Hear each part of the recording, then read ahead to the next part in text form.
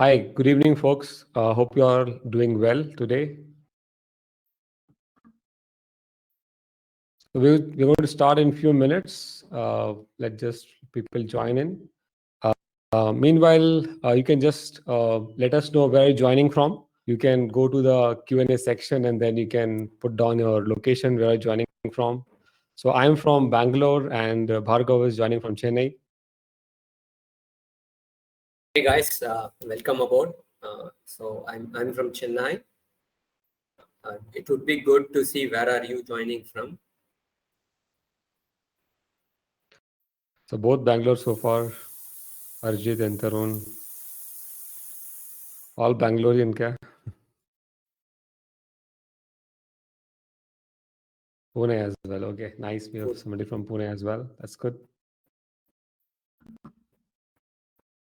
Kadalur, yeah, we see Dakshina Pandi from Kadalur. That's good.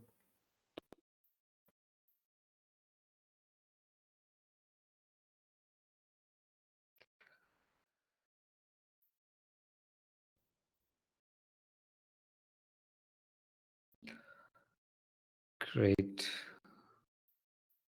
Okay, so I think we already have a number of participants here. So let's get going. So I'm just going to start this particular session by asking a question to you guys. I'm going to open that question on the chat now. You can give that answer on the chat, and then we'll continue after that. So let me just put that question on the screen of yours. Just want to kind of know what kind of experience do you have in the DevOps so we can fine tune our session accordingly. So just go ahead and give your votes there. Nice. So we have 15 votes so far.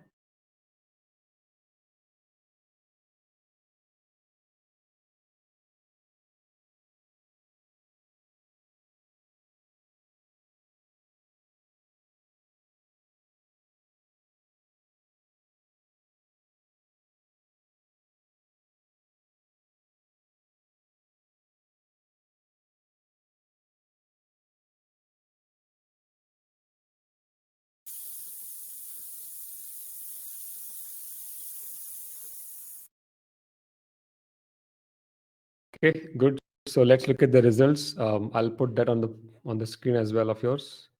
Hope we can see the results. So we can see that most of the people who have joined, 90% people are freshers. So I think we'll then fine tune our session accordingly. I think that's what's anyway was planned, and we have few folks who have experienced 1 to 5 and 5 to 10 years as well. So there's something for everybody in this particular session. So hope you'll get the things out of it, this particular webinar. So now I'm going to kind of share my screen and then we'll get going. So if you have any questions, you can put them on your Q&A section. So we'll take these questions as we kind of take a transition or towards the end of it, but we'll answer all of your questions. So please put your questions on the chat there. Okay, let me share my screen and then we'll get going.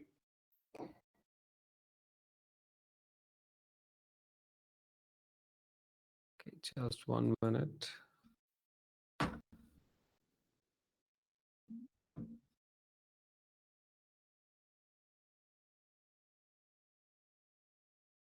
Okay.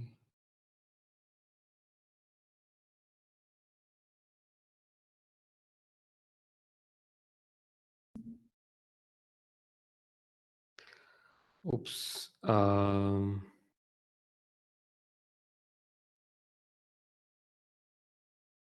later. 1 minute. Okay, meanwhile, I'll just fix that. Let's do a quick round of intro right now. Bhargav, you can introduce yourself meanwhile. I'll just try to get the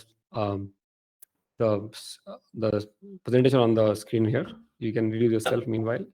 Yeah, hey guys, my name is Bhargav Bikaji. I have about 22 years of experience in field of software. Started with developing applications for networking industry. So I was developing protocols, BGP, MPLS, LANs, L2, L3 layer protocols for Cisco switches on iOS. Then I joined this company called Forsten. They were the pioneers in 10 gig Ethernet switches. It's very long back. It's about 15 years back. So this company was acquired by Dell EMC. And of course, the industry moved on. So I was in Bay Area around that point when this whole Dell taking over Forsten was happening. Around 2014 is when I was in the CTO organization of Dell then, and 2014 is when Docker, Kubernetes, the Docker came into the picture. That kind of transformed the way applications are being kind of, somehow it is being rewritten and how it is being delivered. And they were actually progressing faster than what we could really imagine. Then suddenly this whole Kubernetes was open sourced, and that really took the sheen out of Docker, I would say. And moreover, it completely killed OpenStack. If you know OpenStack today, right? If you guys even know what OpenStack is today, so it completely killed OpenStack. And Kubernetes was very young. It started taking over, and I kind of started focusing on this whole DevOps, Kubernetes containers when I was in Bay Area. Then I had a short stint at an observability based company, AI Ops. Then I moved back to India, started Tailwinds, and we are into this cloud native space. In terms of other aspects, as you can see, I worked in HCL Cisco, Dell EMC, and now founder of Tailwinds.ai. Yeah, great to have you, Bhargav, on the session here. Hope screen is visible to everybody now. Let me do a quick intro about myself as well, and then we'll get going after that.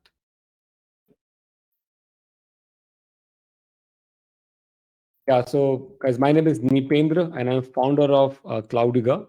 I worked for more than 18 years in different companies. I authored a book on Docker in 2015, which looks like ages now, and then published a course on containers, Kubernetes for Linux Foundation. I published the intro course on Kubernetes for the CNCF itself, which was taken by more than 2 lakh users across the globe. And I also organized the Kubernetes Community Day Bangalore, which is scheduled for June 3rd this year, if you want to join. So yeah, let's get going. So before we dive into the skill sets and so on, I just want to set the right context, why DevOps and so on. And then post that we can look at the skill sets required with different level of experience there, right? So why the DevOps was needed, right? So earlier, if I look at 15, 20 years back, or 10, 15 years back, right? Typically, we had devs, production engineers, and so on. The devs typically just write the code, and then they'll hand over it to the other team to kind of do the QA and then deploy on the production, right? And then ops person, somebody who runs your servers and so on, they would somehow make sure that the app which is being given by the developers get deployed somehow, and they will manage it completely. So devs does not touch at all that how the apps get deployed on the environment. So this is like what happened is like kind of throw over the wall, right? So you are a developer, you just give it to the QA person, the QA would test it, and then after the testing is being done, we'll kind of again throw it to the ops person, right? And ops would kind of going to manage that. And that is like once this kind of things is going to happen, right?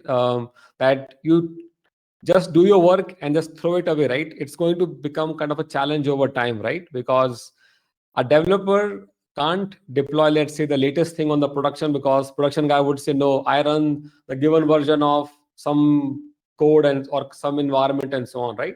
And that kind of did a lot of conflicts and so on. But then over time, then we kind of shifted to agile and cloud. Now, rather than going in the sequential model where somebody do the planning, then we do the requirement gathering, then do the code and so on, rather than going step by step, we kind of want to do things together, right?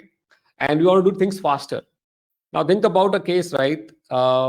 Let's say take today's example, right? Let's say there is a Swiggy, right? Swiggy launches a new feature, Zomato has to launch that feature very quickly because it may take away their clients, right?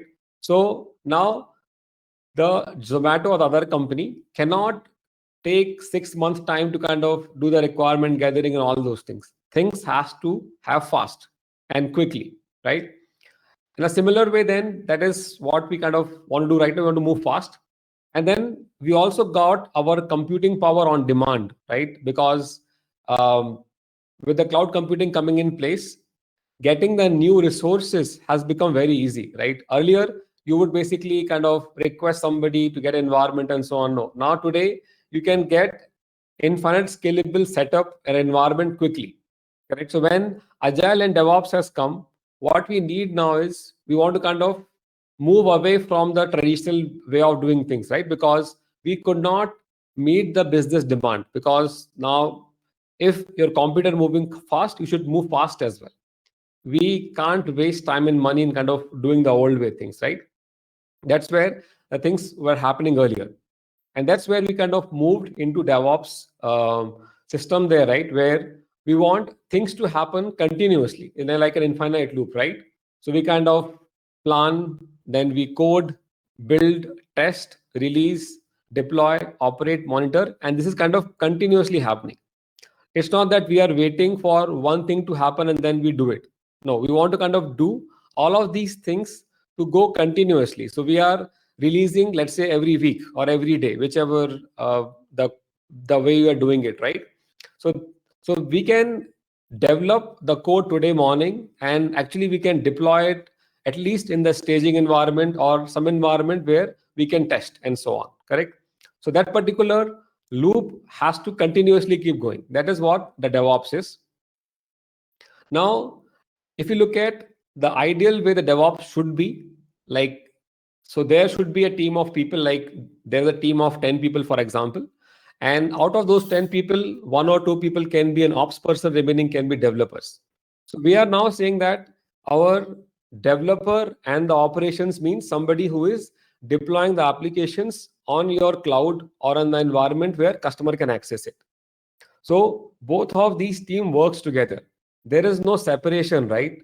So it's not that it is the responsibility of the operation only to deploy on production. No. Now here the developer and the ops person is working closely from the day one.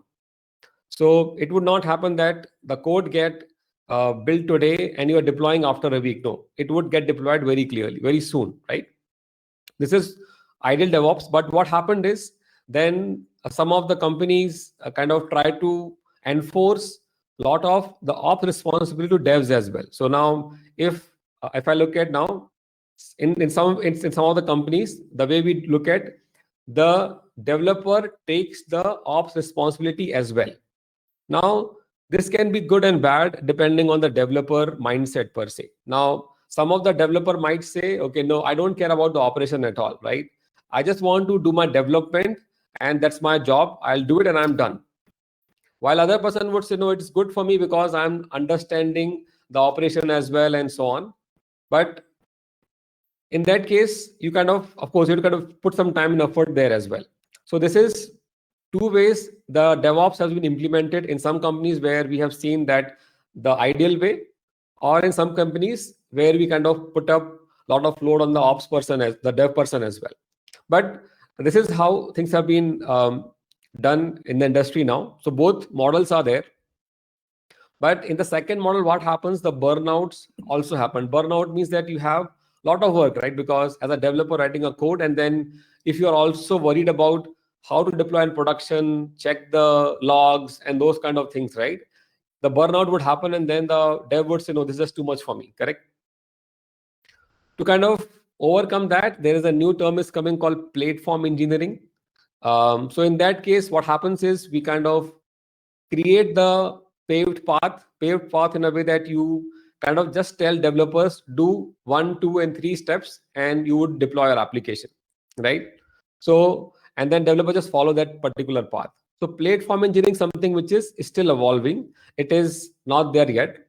So which means that DevOps is still there, and companies are going to be in the DevOps mode for a longer time. And platform engineering, something is coming, but let's see how it will evolve over time, right? But DevOps is going to be there, and we are going to continue discussing on that in today's session.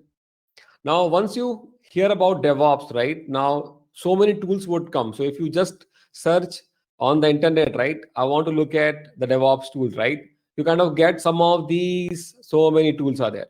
Now, as a newbie or even experienced person get kind of worried, right? Okay, what should I learn, right? There are so many things, right? In every step, right? For planning, where I kind of plan for my project, then I code. There are different tools for writing the codes, and then some validity of code and all that stuff. Then I build my code, and I test that code. I get an n number of tools for test only.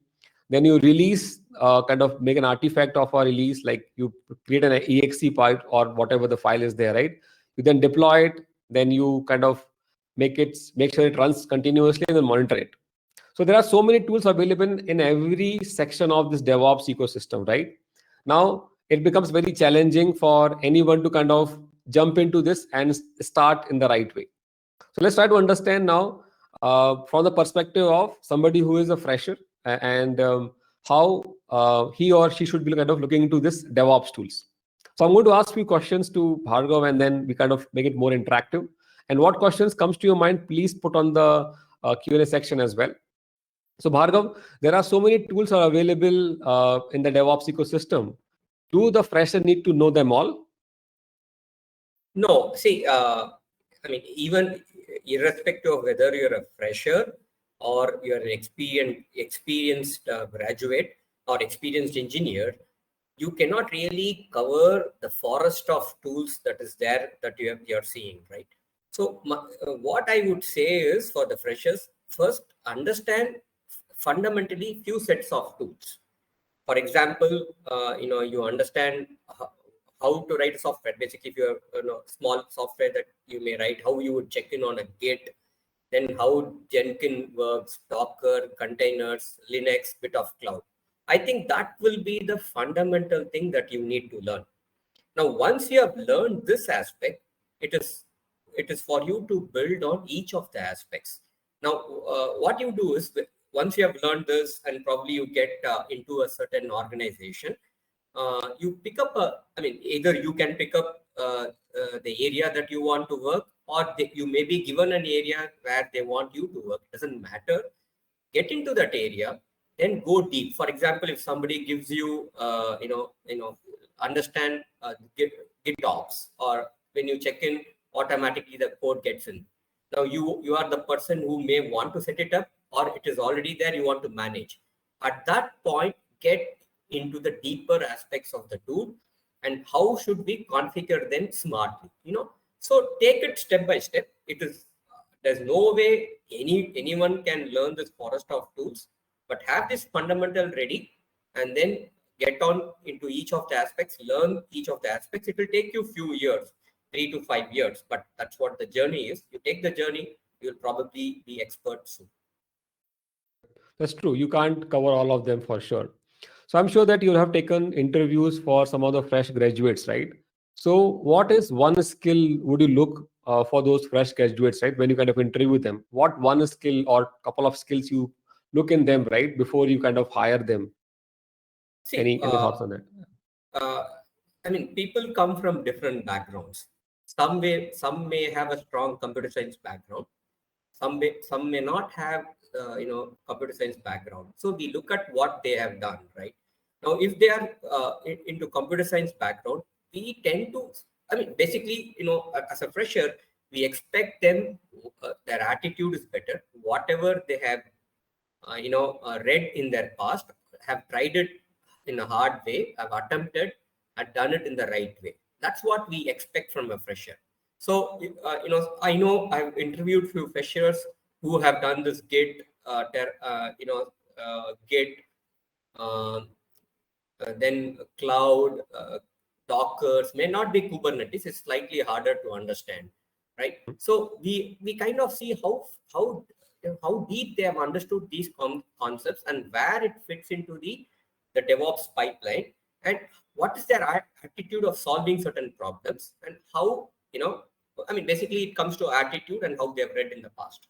That's what comes to hire them, right? That's what I see. we see as a fundamental thing. I've seen resumes having put a lot of tools, and I can tell you, it doesn't fly, right? I can easily catch somebody at a wrong time with all It's a these very tools, good right? point you have raised, right? So I think, yeah, same here, right? We have seen the resumes where people write a lot of tools and then say that they know Kubernetes, they know Jenkins, they know this and that, right? But then when you really kind of try to ask a question on that area, a very fundamental question, it kind of does not go very well, right? So, I mean, this question people would already always have in mind, right? If I write a lot of tools in my resume, right, I may get the visibility, right? Yeah, But what I see that is those people are kind of wasting the time of theirs and the other team, other person as well, right? Because if you waste somebody's time, it's not going to come back to you in a better way, right? So, I mean, in my opinion, if I look at, you should talk about the tools you have covered. I know that you would learn those tools, but at least give their rating, that what is the rating of a given tool, I think yeah. being clear on that, I think is good, right? What do you think? Yeah, that's right. Right. It comes down to your attitude of learning a certain tool and how you have best used them, right? How you have used them to solve a certain problem. That's what I think across the industry people look at, even if you're experienced, right? The That's true. experienced That's guy true. will ask you, what is the toughest problem that you have solved, Yeah, right? that's true. That's the first question generally we ask, right? That if an experienced person, that what is the toughest problem you have solved, and then we kind of dig deep into it further, right? So Yeah. yeah, that's true. Now, I mean, you raised already one point that skills are what is required there, right? How do you think that soft skills matter, right? I mean, when you are joining a company, would you hire or not hire somebody based on just soft skills, like how they can write and communicate? Would that be a go or no go for you? Uh, See, again, right? I've seen people coming from different backgrounds here. Soft skills matters. I'll probably, give it a very structured answer here. Your attitude matters. Attitude beats anything. I've seen people who have come from backgrounds where they don't know English, but they've picked it up. I personally see my friends who have literally been in this industry, who have come from local language medium school, and they've picked up. They have been directors of Google's and Microsoft, etc. So fundamentally, attitude matters. Now, when it comes to soft skills in terms of writing and communication, so I would suggest see the DevOps role is slightly a role where you need to interact with many different teams and components. For example, you have to Correct. interact with dev team. You have to interact with probably product managers, probably the head of your company. Suddenly he needs infrastructure. Or if you start deploying your application in customer premise, you need to interact with customer. So the communication becomes an important factor in those cases. So the way, I mean, whether you know English or whatever, at least start communicating. Be proactive in terms of communication. Start learning. I mean, you'll be there. It's not something rocket science, right? You'll be there. It's just Correct. you need to be out there, putting yourself and explaining what is happening clearly, etc., etc. I think that's where it is needed in that sense, right? Yeah, I believe all of you know about Zoho, right? Zoho is a company which now a lot of their employees are kind of working from villages, and they're hiring out of the local folks there, right? So it's not a kind of a say, I mean, it may be a bit hard to start, but I believe everybody can build a skills in writing and communication skills. They can build very easily as long as the effort has been put up, right? So that, I think, I would also suggest that if you are uh, not there yet, reaching there is not very difficult. Just consistent effort is required. So yeah. I would like to add one here. See, see, for example, right, when you are a DevOps engineer and you hit a problem, and Mhm. somebody from a different group, as architect, application architect, or the head of the company is coming and asking you, what is the problem? Now, if you can clearly explain the problem, in simple terms, I think that will go a great deal in terms of communication. You don't need anything else super full. You don't have to add any English extra words, etc. All you need to Yes. is explain the problem very clearly, and if you have a solution for that, that's an added bonus, right? Explaining the problem clearly itself goes a long way. Yeah, this goes a long way because it saves time for everybody. And if you just tell it right in just like point wise, right? This happened and I can reproduce the problem. That's it. People look forward for that. Yeah. Exactly, right. Okay. And if you write it in a written communication, and fantastic. That is. Fantastic. Yes, yes. And what I would suggest, also recommend that whenever in the DevOps field or in general, right? If you can picturize them, right? Sometimes where in the DevOps, when there are multiple tools to work together, right? When you are learning those, if you just kind of connect the dots, like, okay, if I do this, this is going to happen, and so on. So if you kind of build those kind of flow charts, those are also kind of very helpful things there. Yeah. So now, when the students or when the freshers are in the college, right? I know that in their college, I think at least myself, right? I became serious in third year of my career, third year of my college, right? First, second year, I just kind of all the musty and so on, right? You kind of become serious in third year of your college, and then you kind of pick up something, right? And now I assume that people do some kind of an experiments there, right? Like, okay, can I do DevOps? Can I go in development and so on? Assuming that they have chosen that, okay, they want to work on DevOps, right? Now, what do you suggest that they can do from their college year itself to make sure that once they come out of the college, they can find a DevOps jobs and so on, right? So what they can do in their college itself to kind of make them ready for the jobs or the internship in the eighth semester, or after the college, they can get the job immediately. So see, simply, right. It's I mean, the way they can approach is very simple. Let them write their whatever software they know, right? Be it Python, Java, Golang. Write a small application. Try to push it in GitHub. Start getting comfortable with GitHub check-ins. Then use GitHub Actions or Jenkins, whatever, right? Whatever the CI pipeline. Then push the code into either Docker or Kubernetes. I mean, I don't want Kubernetes; it's more complicated. Put it in Kubernetes. That will go a long way in terms of people, recognizing, oh, this guy understands. Then you can start looking at, hey, where should I mean, if at all, right? Security is another interesting area that people will always you need. You can start looking at security. Where should I look at security in this aspect? While I checking in the code, or when there is a deployment happening, what are the small security fixes that I can add? That's one way, right? You start exploring in different aspects. Don't try to learn everything. You have a general knowledge of everything, but go deep in specific aspects, at least for 1 year or 1.5 years, in terms of monitoring, in terms of security. That will kind of set your journey in a better path. Yes, I think they can explore all of these tools in their college days for sure. But let's say if you have to kind of recommend, let's say, three technologies, right? Let's say Linux or something like that, right? What would you say that, okay, even if you don't experiment with all of those things, right?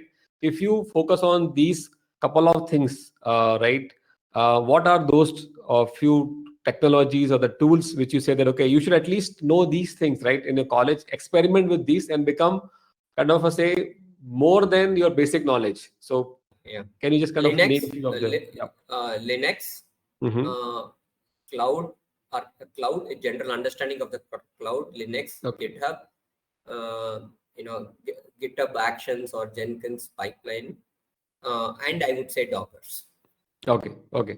So I think if some of these things are being learned in their college, they can kind of become easily available for the internship. So now what I'm seeing right now, right? Because in the college now, 8 SEM has become like your internship thing, right? And after that, and in the internship, you have to work with a company. Now, if you go to a company with a blank slate, right? No, you first teach me, then I'll do it, right? It will not fly per se, right? But if you say and go, okay, I have done Linux, I know well, I know Bash scripting very well, I know kind of bit of Git and so on, then the companies where you kind of joining as an intern itself, right? They'll kind of give you a respect and they kind of give you work from the day one. They don't treat you like a very kind Yeah. of naive person there. And your chances of getting hired or getting the placement offer in that company itself becomes much more higher, right? Because you have done what the company needs from the day one itself. And if you can become productive, right? You're not wasting their 2 months time just to kind of train you. That kind of, I think, would be kind of good to start Yes. with.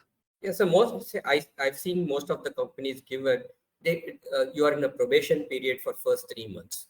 Hmm. typically, right? Now, Correct. if you have really, understand these technologies, move forward. Even in our organization, we have fast forwarded the probation, right? Said, hey, this engineer is very good. Let's do it. Fast forward their full time offering. So you kind of have those advantages, right? So it is better you come up with these set of things where you get into the job from day one. Yep, that's true.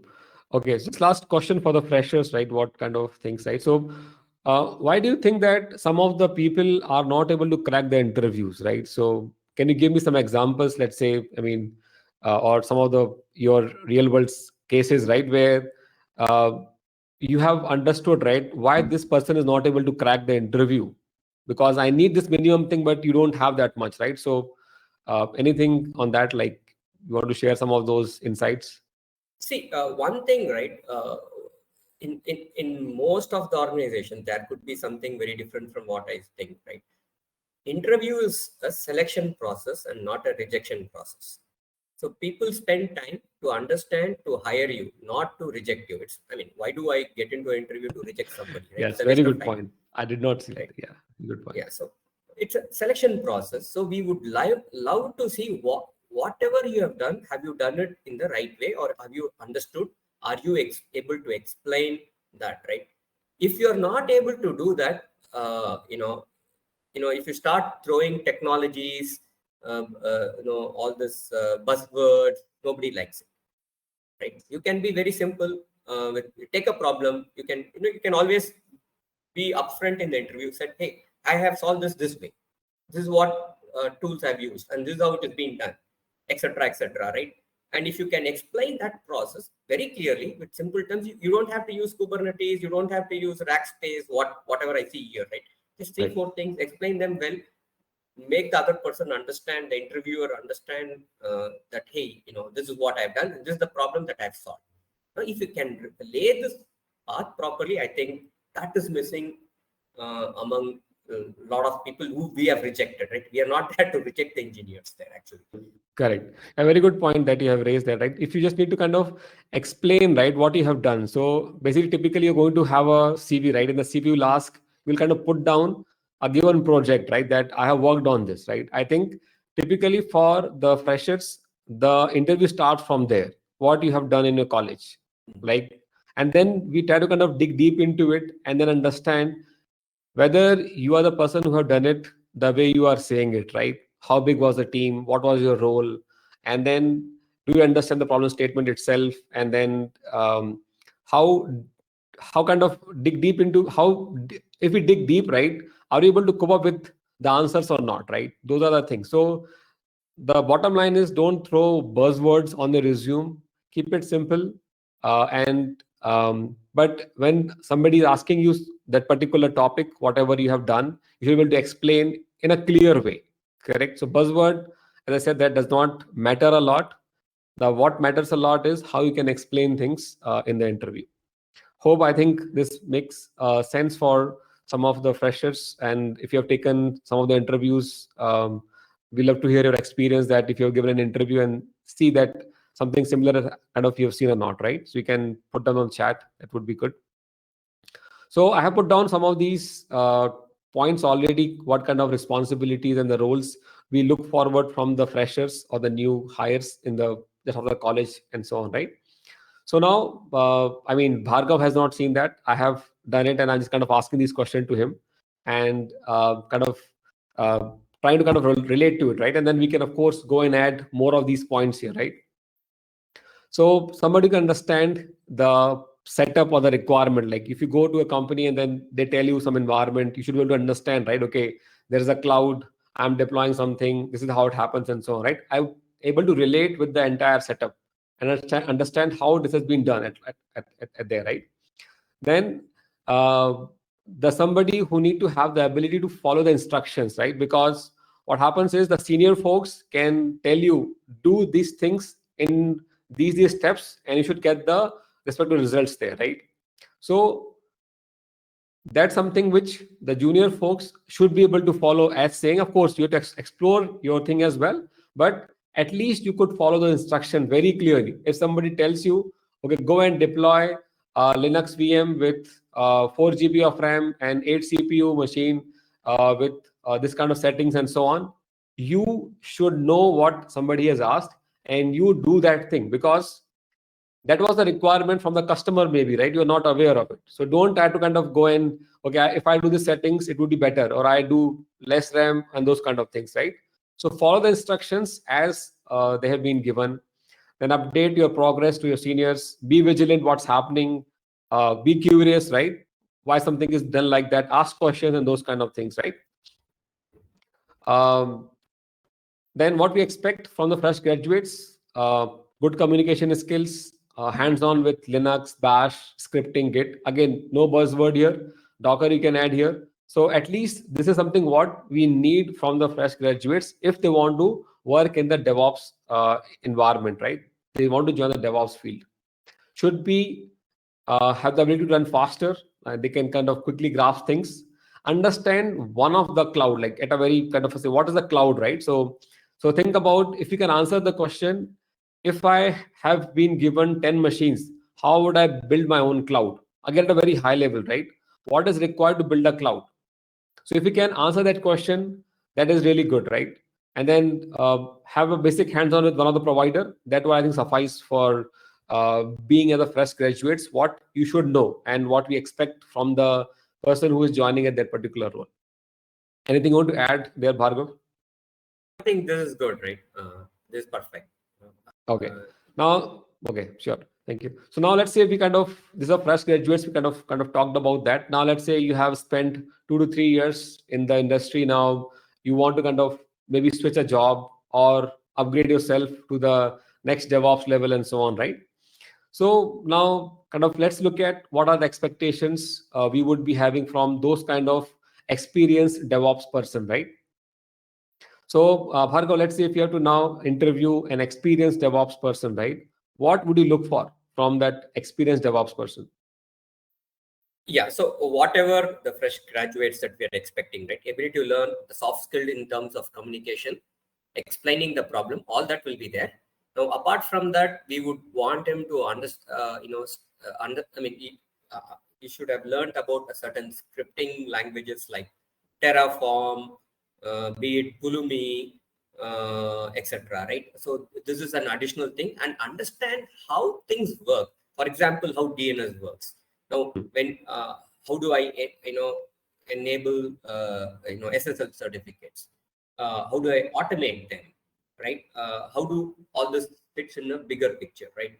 Or if somebody has worked in monitoring aspects, the monitoring observability, how do I enable this monitoring? What kind of metrics should I look at?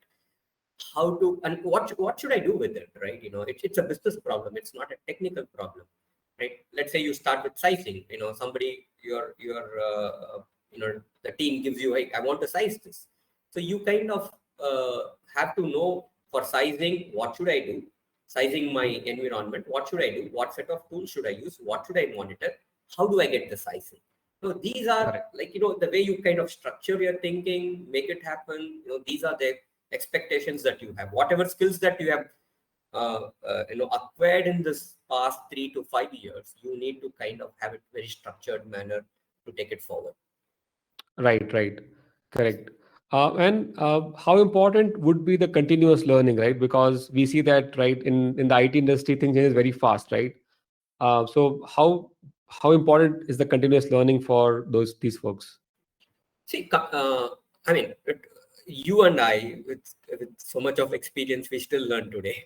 Yes. So, so continuous learning is important. The technologies keep changing. The fundamentals don't change. So, but the way one would, flavor it or give it in a bottle keeps changing. So you need to understand new things comes up. I'll tell you an example, right? That we kind of talk, right? Mhm. Maybe it may apply to non-freshers, basically 3 to 5, and anybody more experienced in this group right now. So earlier days, pre-cloud, what we had was on-prem. Even still, people have on-prem, right? When you have an on-prem, you would have a server already in place. So you would have a capex. You already have a server. So people started developing on a server. So you had a maximum capacity that you will always use. That's a one type of programming that you would do. But when you move to cloud, things gets changed because you pay as you use. So you can't use the maximum capacity. Now you have to use the smallest capacity. The architecture will change and should change. Now, this is the learning that you have. So you need to kind of modify your learning, redo it, and the tool sets changes. So you need to acquire your tool sets and keep moving on. Okay, so do these experienced people need to know about programming languages? They need to be expert, or just good enough is sufficient? They need to understand. I mean, they don't have to be experts, right? They Okay. don't, but they need to, at a larger level, they need to understand how software programming works for a really to make a difference. Because today, programming, see, for example, scale out programming, right? If somebody says, hey, I need to scale out in cloud native environment, be it number of VMs, or if you want to scale out your number of, pods in Kubernetes. I mean, you have to understand whether the application is a stateful application, stateless application. You need to have this understanding, and you probably are dealing with a developer who does not understand this, who thinks pushing it into Kubernetes. I've seen people saying, right, hey, auto scaling in AWS, it will work, but your application is not there to scale. So I Okay. think Yeah. these conversations you need to have how to deal with performance, basically non-functional requirements, right? We call it NFR features, Okay. performance, availability, reliability. For this, you need to have an understanding of how applications are developed. Yeah. Okay. Yeah. So now I have listed down what we need from an experienced DevOps person, right? Communication, again, very important here, because now you are not just part of your team only, like not just have a group of people. You would basically now talk to other teams and so on. So again, that skills matters a lot now, and you should really deploy the pipeline of deployment, CI and CD. Like, you can should really visualize that and do the setup, right? The code get commit in your Git repo, how it would get deployed in production, with what stages in between and all that stuff, right? It You should be able to program or kind of configure that, right? Then now there are we discussed that there are so many tools available for one single thing, right? Let's say for just doing the CI integration or continuous integration, there are a lot of tools are available. Now, which one to choose is also an art, right? And to try it out, and which one would fit in an environment, that is also you can do only if you have a knowledge and understanding of that, right? That is required from that experienced DevOps person there. We should be able to set up automation, security monitoring, and so on. Again, that's again the job of the senior folks.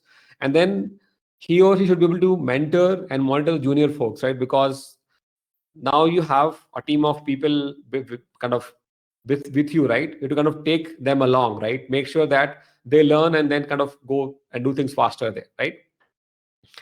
Then you should be flexible to come on call, right? Because the DevOps kind of work is there, right? Where you need to be available, right? Because you can't say that, okay, no, I'm kind of I can't do it, right? Of course, there will be team who can be on call. So typically, if you look at whenever these big billion day sales and all those things happen, right? The site has to be up. If the site is down for half an hour, you can lose in crores. You know that is what the volume companies are looking for, right? Because they kind of makes crores of business in that half an hour because of the scale companies are going now. So the site cannot be down for a single minute or single second there, which means that somebody should be available if something goes wrong. So the experienced person should be available for on call, and that is the kind of requirement there. Of course, you'll not be on the call throughout, but within the team, you may do it once in a week, kind of a thing, right? Now, what tools you would require for the experienced person? You should be an expert in one of the public cloud for sure. Then you should be knowing about the tools like Terraform, Ansible, Kubernetes, Helm, and those kind of things. So you should be kind of have decent enough knowledge to kind of use these tools in production and with full confidence. You shouldn't kind of, okay, if I do this thing, what's going to happen? Would I lose? No, no. It What you are saying is would be done by the cloud, because cloud does what you say to it, right? And or environments. Machines are dumb, right? You you tell and they do, right? So you should know what to tell to the computers or the network and so on, correct? So those kind of understanding is required. those are tools you need to know. Then tools like Jenkins, Argo CD, GitHub Actions, and then you should have a knowledge of scripting and some program knowledge as well. So again, if you're fresher, then these looks buzzword to you, but as you kind of spend some time, you'll know that these tools are required and you learn them. So don't worry if you are not out of these tools right now, but as an experienced person, you should be knowing these things right now, because if you want to change the job switch, these are the must required kind of skills need to be there, right? So now let's say we have spent like 3 to 5 years kind of category now, understand what is there. Now we go to the senior level, right? Now you have spent, let's say, over 8 to 10 years in the industry, worked in DevOps thing and so on, right? Now, in that case, right, Bhargav, what do you think that what responsibility that person would take, right? If you have spent like 10 years in the industry, in the DevOps field, right? Now, what would the responsibility of that particular person? Because, yeah. First and foremost, he has to give direction to his team on how to do what, or set up a roadmap as how to proceed in next 3 to 6 months. He has to come up with an architecture for the DevOps as a whole. How people will use, etc. And he has to constantly look for optimizations, cost optimizations, where he can help the developers, increase the developers' productivity, automation.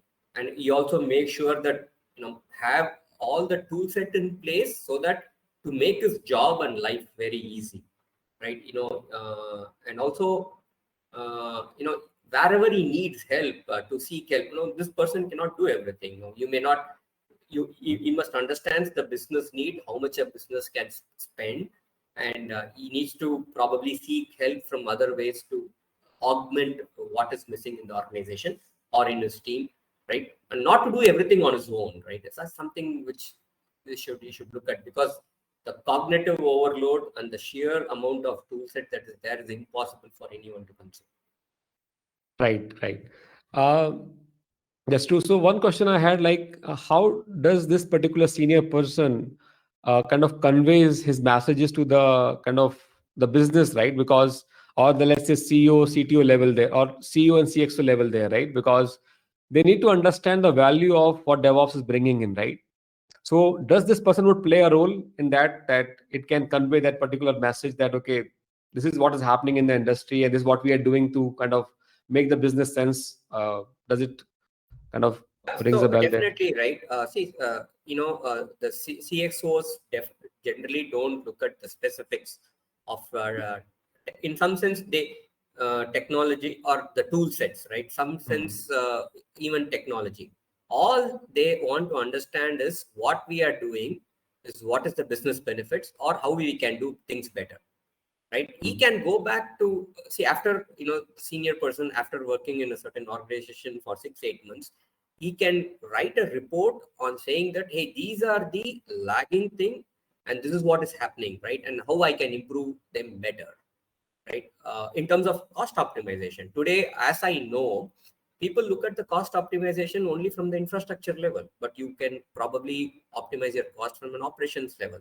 Look, the developer look 25% better. There are strategies to do that. Now, how do we do it? Now, the person can really take those things and show the benefits of all this to his upper management, who definitely will listen, right? And of course, automation, right? Cognitive overload. You can't get security engineers. You can't get. They're all expensive. Now, how do we manage all that? Now, what he can do to help the business better, right? And that's how the approach should be. And also all the companies now becoming the IT kind of companies, right? Be it manufacturing, be it your logistics and so on, right? Every other company is now using the IT in some way, and they have become the primary kind of business driver for them. So IT is no longer like a kind of backseat thing, right? They have to kind of go and full flow to kind of compete with others. So the role the senior person or the person can play here, right? Of course, like driving the directions and looking at what's happening and how I can make things faster for my business and so on. So I think that person plays a very important role in that particular business what is running there. Like what you put it, right?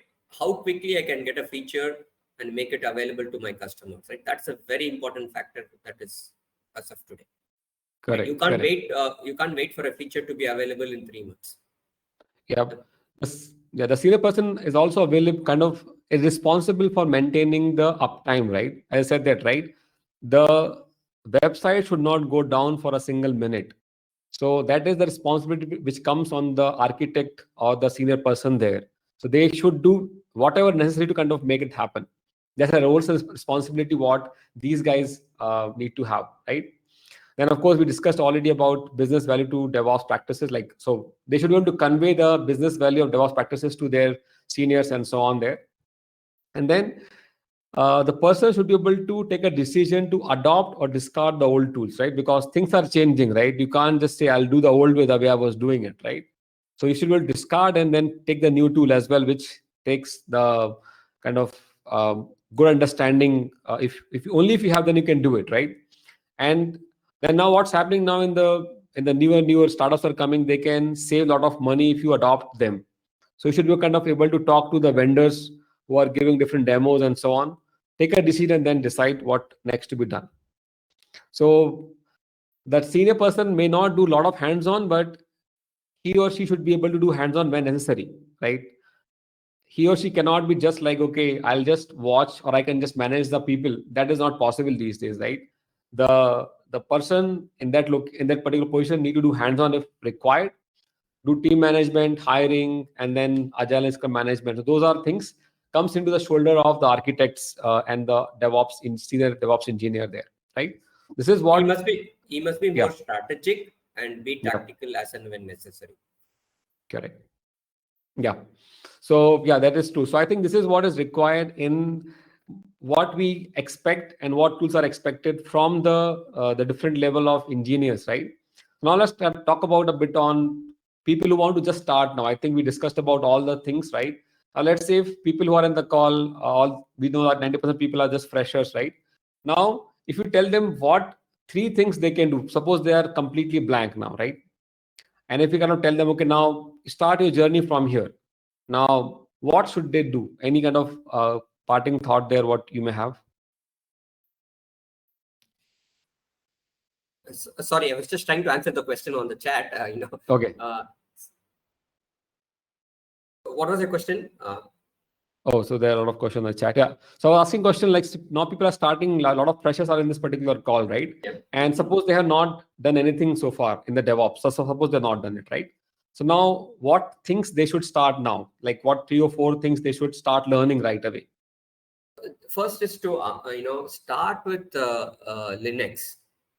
Start with Linux. Understand how Linux from a not the internals of Linux, but from a usage perspective. Then move to the cloud. Understand how somebody will use the cloud, right? Create instances, create load balancers, and manually deploy applications. Connect them to load balancers, DNS, SSL certificates. Do that manually, and then move to probably move to Git. Take a software, put it in Git, then automate the whole process and probably get into Docker. So that will be a good starting point. Typically take a course, take a course from Cloud Yoga. They provide you a very good course. So go from there, and probably, your transition is better rather than you struggling with what you want to learn independently, right? Yeah. So what I see that when a lot of people start learning about DevOps or cloud in general, right? Of course, everybody does the YouTube search first of all, right? That has become the first tool to do any kind of search if you're learning something, right? And then you go to YouTube and then you kind of try to start up with a video, and then you kind of just see so much of information available to you now. Now, what to do with it, right? Now, if you watch a video, now you're not practicing it, right? You just kind of become a consumer of that particular video, but you're not doing the hand on that point of time. Correct. So these kind of problems, what we have seen, and then of course what we discussed now, right? What is missing in the college and how you can start and so on. That is where just want to kind of highlight that as a cloud digger, right? We provide a cloud engineer boot camp in which we take the students these can be freshers in the college, or they can be in the industry for 1 or 2 years and so on. They want to upskill themselves. We kind of take all of these folks, put them in a defined path for 3 months. So month 1, month 2, and month 3. So we are not just giving a roadmap. We kind of walk with you in all these 3 months and make sure that your kind of base is very solid. So we kind of take month 1, in which we discuss about Linux shell scripting. Month 2, we talk about GitHub Actions, overview of DevOps in the cloud, and then we talk about containers and Kubernetes as well in the third month, and then we even help you to prepare for the interviews and so on. So we already done the 3 cohorts already run. So the first and second cohort is getting over by this month, and we already scheduled 2 interviews from 2 companies. Interviews with 2 companies for them. So they're kind of getting the interviews as well through this program, because people know us, how we deliver the content. And while doing this particular boot camp, we would take care of all the labs. So you click a button, the lab comes, and then you can practice on that. So we want to kind of bridge that gap, right? Because why I built this boot camp, right? The biggest problem I see, that what I just mentioned to you in this particular session as well, right? We don't find people or the knowledge they need to have at that particular level. So I want to build such courses or this boot camp. If somebody does that, they are exactly ready for the internship and the entry level job there, because this is required in the industry, and this has to learn in the right way. If it just learns at random, it will not work out. It should be learned in the right way. So I'm not saying that you learn from us itself, but wherever you would learn, you should learn in the right way. And this is the flow. This is the roadmap you should follow for the 3 months, and do it the way it has to be done. And if you have done this, pretty sure that you would be able to get internship and jobs where you would wish to join in there, right? So I think that's it from our side. We can take some questions which are there on the chat, and if you have more questions, please put them in the chat so that we can answer them, and then the kind of close the session after that. Let's look at some of the questions what we have. So let's see. So one question available is some free courses are available there. Yes, of course, we on the Cloudtica website, we have some free course available on the Kubernetes. But if you want to look at some of the free courses, you can check out the site like edx.com and so on, where you can find some of these free courses. Let me go at the top there. The question is, when company have to move fast when it comes to code, deploy, etc. continuously by software, is it relevant, beneficial for us? It is also relevant, beneficial us as freshers, students, and graduates. Of course, it is relevant because even if you save time for yourself and whenever you are doing the stuff, right? Whenever you are doing the stuff for yourself, you would kind of course, experiment by deploying your own app in the continuation way of CI/CD and so on, and that is required in the industry as well. So if you do that, definitely it is going to help you in saving your time, as well as when you go for the real world, it does kind of give you more edge, and you can kind of answer those interview questions in a better way. Hope that answered the question. Other question is, what are technical skills required for freshers in the DevOps? I think we already answered that question. Ahmed, if not, then let us know. We can answer that question. Yeah, I think somebody mentioned about the founder of Zoho. That's true. Then what we had, the question, what are the top 3 important skills? We talked about that already. So we talked about that internship as well. Yeah, so are there any programs where we can work on this tool and get internship and learn opportunity? So of course, first you have to learn, and then there are some companies who can help you to kind of do the internship as you learn as well. But of course, if you go by some pre-knowledge, you would be able to grasp more, and of course become more kind of helpful, and become more kind of useful to the company, and then they can give you maybe further trainings and so on, to kind of increase your knowledge and kind of your career goals there. What is the maximum pay that you guys have given to a fresher? It depends, yeah. So, I mean, depending on what situations you are in, and situation in the sense that what kind of knowledge you have right now. So, again, even for the fresher, the kind of, say, the package varies. We have done up to, I mean, if you ask us, we have done up to, like, say, 3 to 5, depends on the situations and depending on the knowledge what somebody brings in.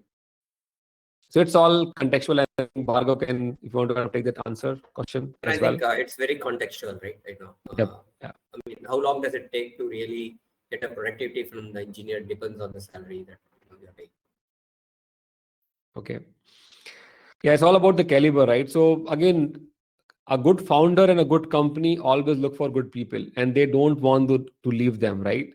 So that's how it is, right? So if you can show your value, and if it is matches with their expectations, like in a way that you should kind of do this job, and I can kind of pay you there, right? In that way, of course, you can't go, I want 25 lakh rupees package with a fresher thing, right?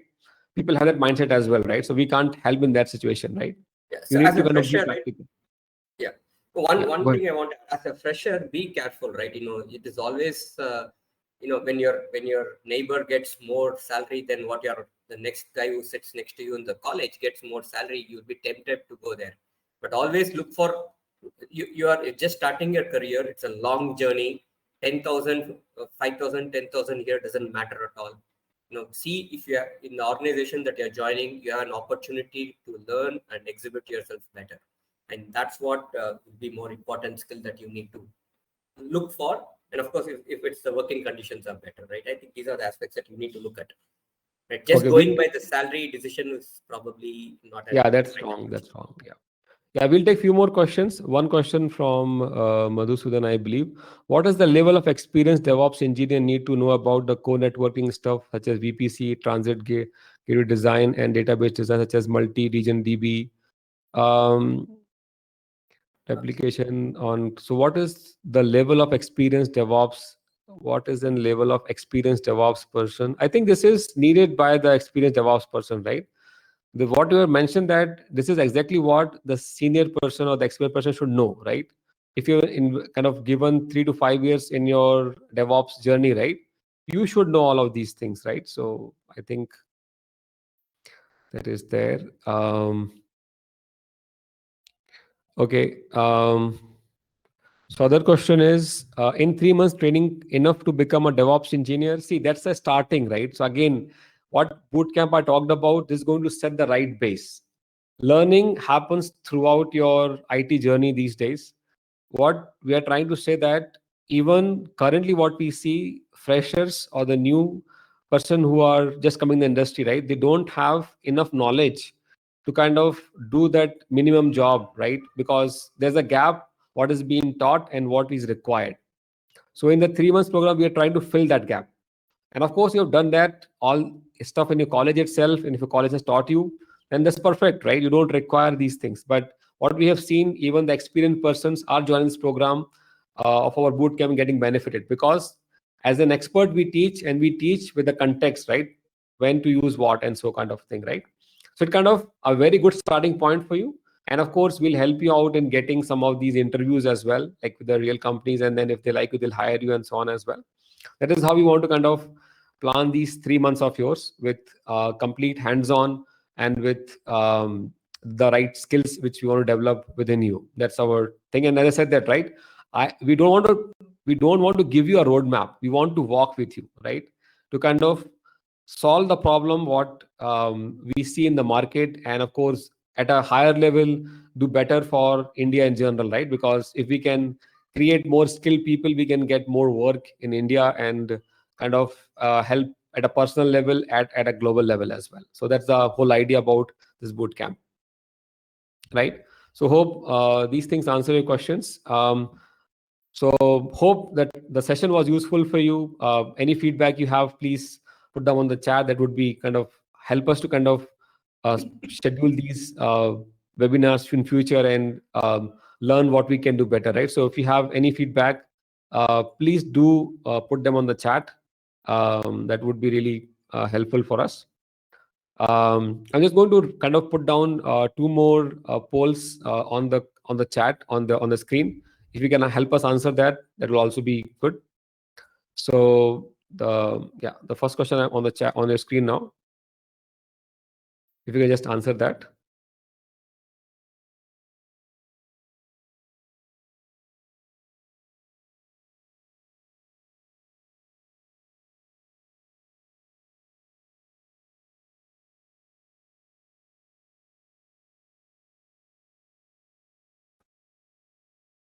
Okay, great.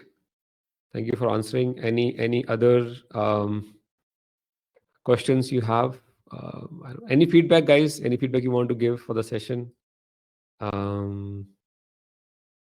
Okay, I'll just put down the last poll question on the chat. Yeah.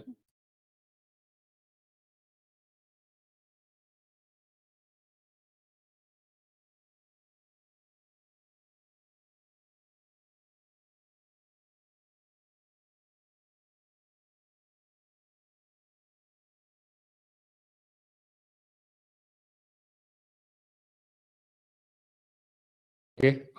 Thank you guys for your time, and hope this was useful for you. We learned definitely as a part of this process. We learned few things, and I hope you also learned some good stuff from this particular session. And yeah, if you want to know more about the boot camps, please get back to us. We'll be happy to answer any questions, and look forward to you in the next sessions. We'll be keep doing at least one session every month. We are planning and kind of try to continue this process as we go. Yeah. Okay. Thank you, guys. You Have a guys, good thank you guys, night. and thanks Nipendra for the Thanks, opportunity. Bhargav, for joining us. Thanks for giving us some time and sharing knowledge with the team here. Thank you. Thank you very much. Thank you guys. Bye bye.